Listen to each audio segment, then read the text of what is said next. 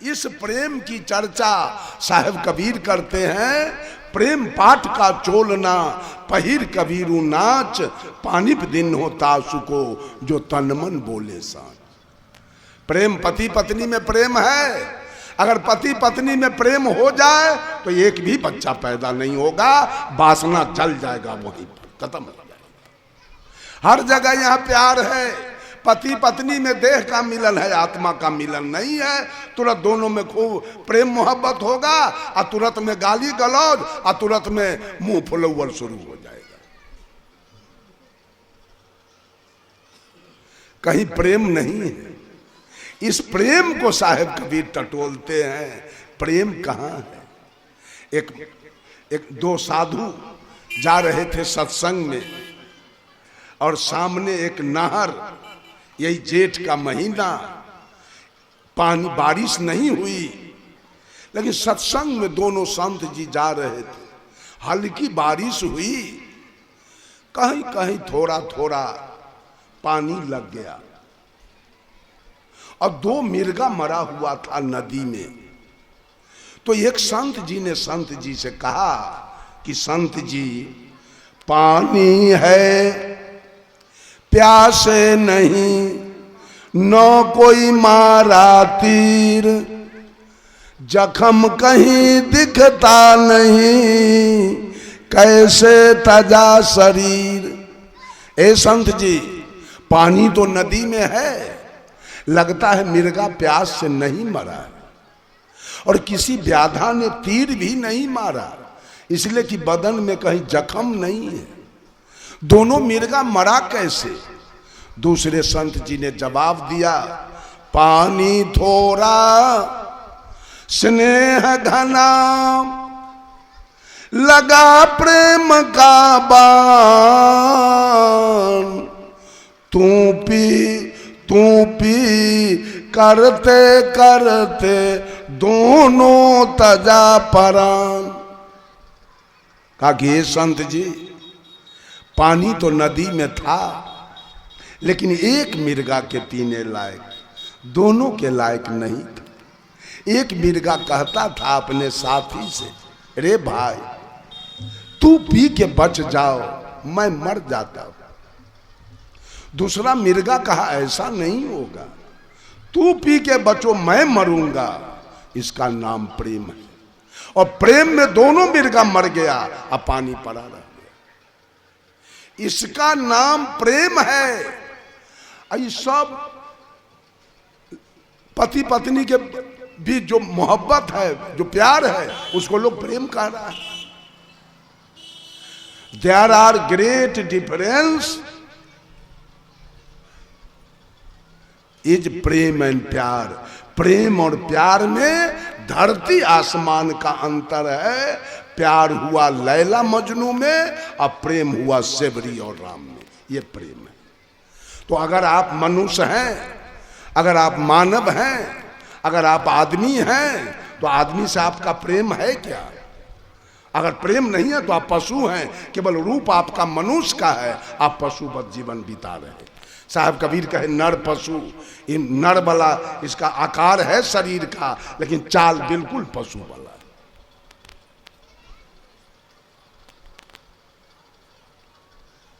और तीसरा,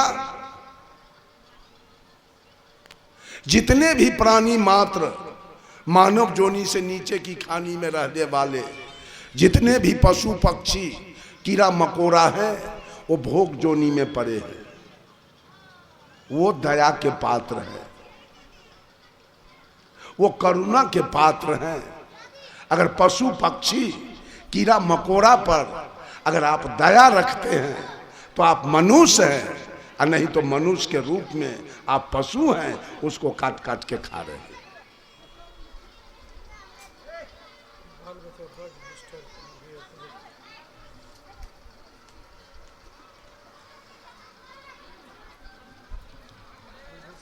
सारे जीव जंतु आपके सहोदर भाई हैं, सहोदर भाई।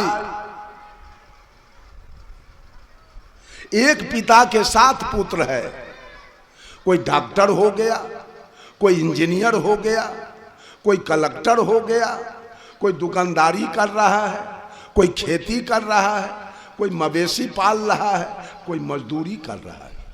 सातों भाई है कि नहीं? सातों भाई है ना?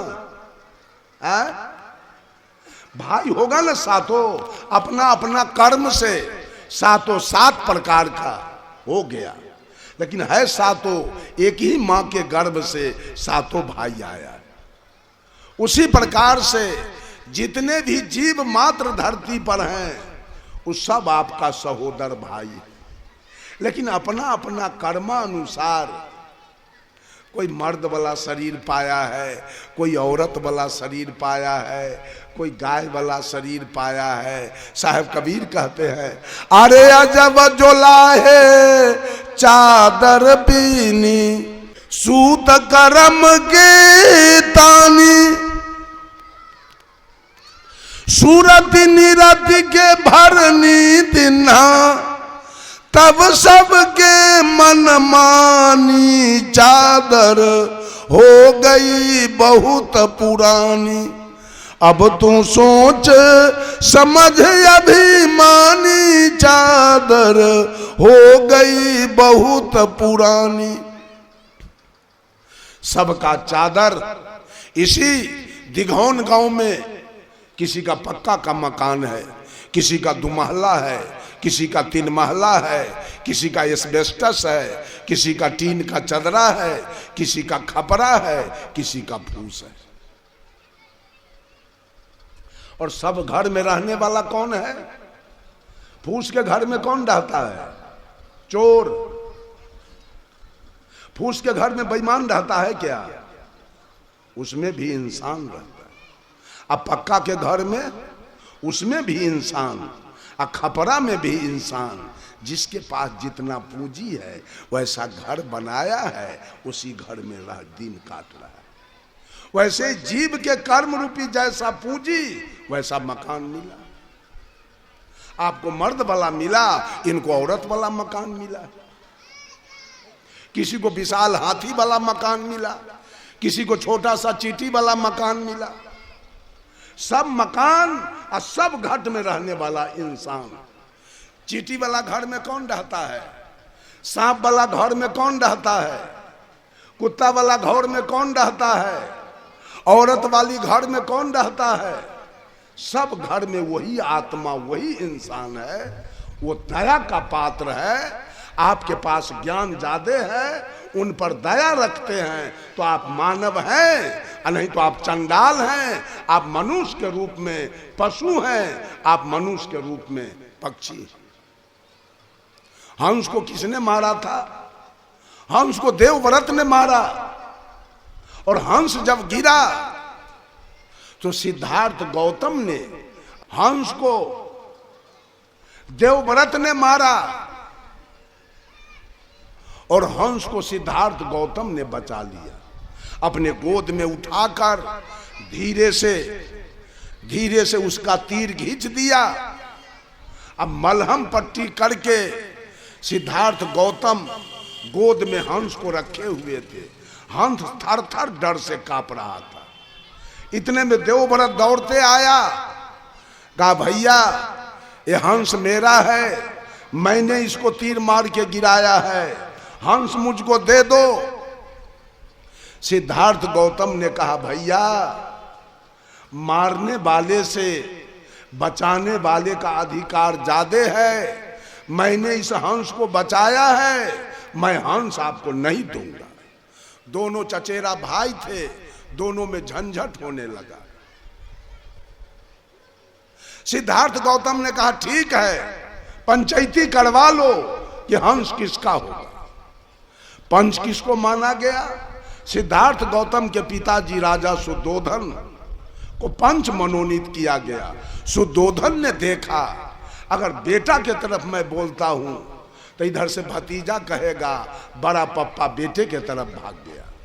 अगर भतीजा के तरफ बोलता हूं तो बेटा सिद्धार्थ गौतम कहेगा पप्पा भतीजे के तरफ चला गया। बड़ा धर्म संकट में पड़ गए सुद्धोधन। लेकिन एक युक्ति उनको सूझी। बीच में एक निशान गाड़ दिया राजा सुद्धोधन। और दूरी नाप के बराबर कहा देवव्रत यहां खड़ा हो जाओ। अब उतना ही दूरी उत्तर ले जाके एकदम जरा सा भी कमी बेसी नहीं, समान दूरी पर इधर सिद्धार्थ गौतम खड़ा है, इधर देवव्रत खड़ा है, और बीच जहां था दोनों का, सुद्धोधन ने वो बीच दूरी पर हंस को रख दिया और कह दिया हंस जिसके तरफ जाएगा हंस उसका होगा। आप लोग बोलिए, पंचायती कीजिए, हंस किसके तरफ जाएगा? मारने वाले के तरफ कि बचाने वाले के तरफ? हंस सिद्धार्थ गौतम के तरफ चला गया।